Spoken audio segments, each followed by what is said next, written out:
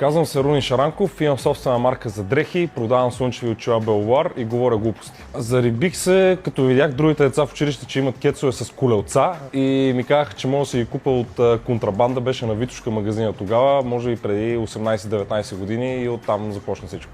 Любимата ми обувка, която имам в момента и може би завинаги ще си остане, са Джордан единиците, особено в разцветките на Травис. Не са удобни за баскетбол, не са удобни за ходене, но са пък готини. И даже в момента си ги носи също.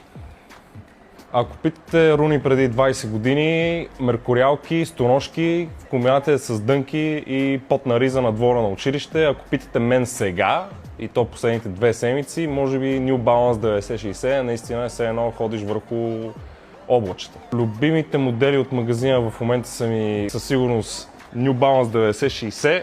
Аз лично имам изцяло Triple White версията или Triple White ли се казва, не съм сигурен, но изцяло белите, които са. Пробвах и тези, но приличам на баща, който прави неделно барбекю в двора на някаква къща и тук ще е прегорил наденичките. На зрителите искам да кажа, чай да измисля някакво послание, не знам какво послание да измисля, това не е тъшак работа. Не употребявайте наркотици, не пушете.